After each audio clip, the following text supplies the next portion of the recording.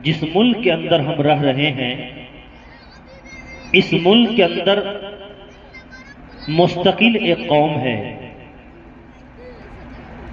اور یہ قوم زیادہ تر راجستھان کے علاقوں میں اور گجرات کے علاقوں میں یہ قوم زیادہ تر پائی جاتی ہے۔ ان کا کام اتنا ہی ہے کہ وہ بھیڑیں زیادہ سے زیادہ چراتے ہیں۔ بھیڑیں چرانا ان کا اصل کام ہے۔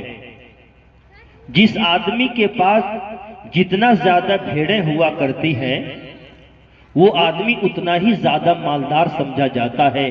ایک ایک آدمی کے پاس 2-2 ہزار، 4-4 ہزار، 5-5 ہزار بھیڑیں ہوا کرتی ہے، اور پورے سال کی کمائی کا ان کا ذریعہ ہوتا ہے۔ بھیڑوں کے بال عام طور سے بہت زیادہ گرم ہوتے ہیں۔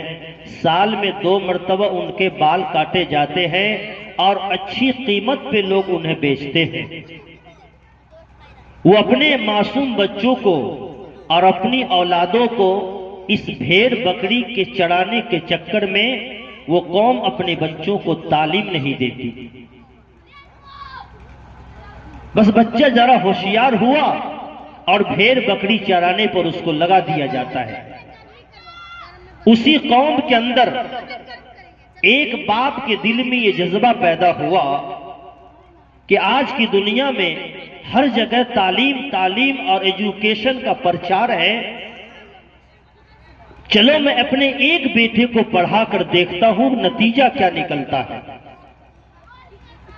اس آدمی نے اپنی اولاد کو تعلیم کے لیے وقف کر دیا کہ بیٹا تم جتنا پڑھنا چاہو، تیری تعلیم کے پیچھے یہ سارے بھیڑ بکریاں مجھے بیچنا پڑے منظور ہے، لیکن ہم تمہیں پڑھا کر چھوڑیں گے۔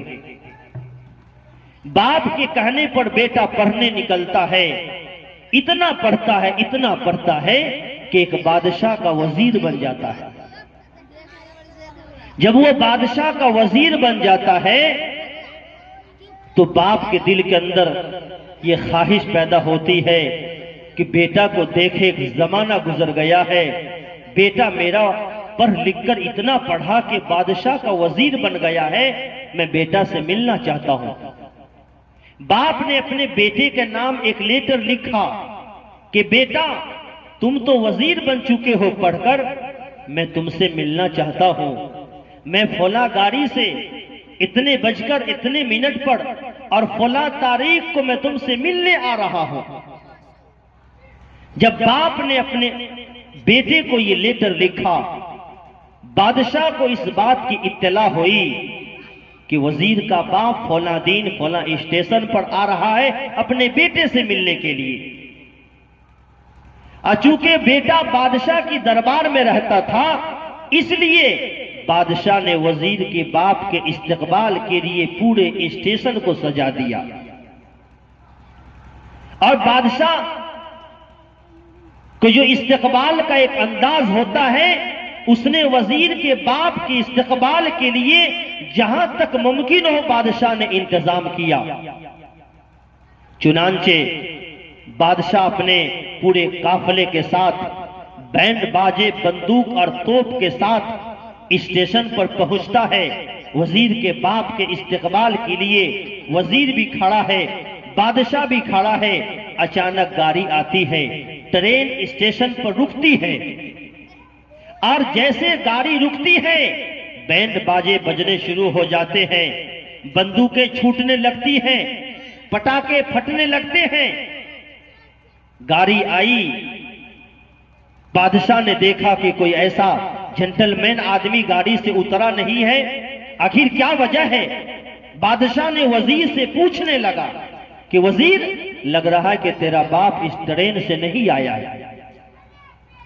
اور اس کا باپ بیچارہ جاہل دیہات کا رہنے والا آدمی، بیٹا تو وزیر بن گیا، باپ بیچارہ جاہل تھا، اسے کیا پتا کہ میں بادشاہ کے دربار میں جا رہا ہوں، بادشاہ نے میرے استقبال کے لیے پورے اسٹیشن کو سجا دیا ہے۔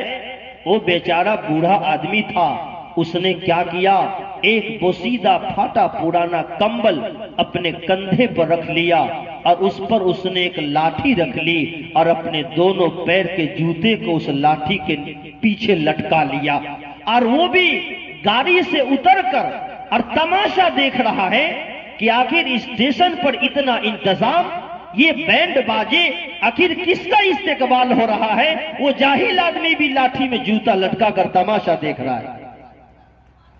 جب گاڑی چلی گئی تو بادشاہ حیران ہوا۔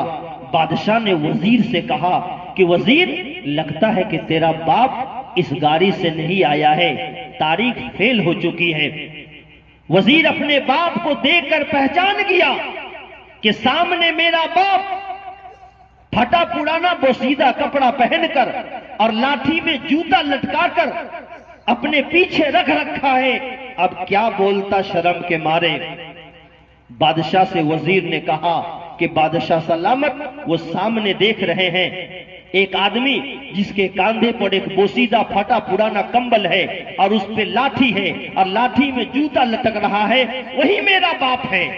بادشاہ نے کہا وزیر، تیرا باپ بڑا بیوقوف معلوم ہوتا ہے، تیرا باپ بڑا بیوقوف معلوم ہوتا ہے۔ وزیر نے کہا کہ بادشاہ، میرا باپ بیوقوف نہیں ہے، میرا دادا بیوقوف تھا۔ میرا باپ اگر بیوقوف ہوتا تو ہم وزیر بن کر آپ کے سامنے کھڑے نہیں ہوتے۔ میرا باپ عقل مند ہے، اس نے ہمیں اتنا پڑھایا کہ وزیر بنا دیا، بادشاہ کے دربار میں رہنے کے لائق بنا دیا۔ میرا دادا بیوقوف تھا کہ میرے باپ کو نہیں پڑھایا کہ آج میرا باپ جو ہے لاٹھی میں جوتا لٹکا کر بادشاہ کے دربار میں پہنچا ہے۔ میرے بھائیوں، تعلیم وہ چیز ہے جو انسان کو کہاں سے کہاں پہنچا کر رکھ دیتی ہے۔ آج معاشرے کے اصلاح کے لیے پورے ملک ہندوستان کے اندر ایک وقت میں ہزاروں جلسے ہو رہے ہیں، ہزاروں کانفرنسوں کا انعقاد کیا جا رہا ہے تاکہ معاشرے کی اصلاح ہو جائے۔ بے شمار انجمنیں قائم ہیں، حکومتی سطح پر لوگ کوششوں میں لگے ہوئے ہیں، لیکن اتنی ہمہ جہت کوششوں کے باوجود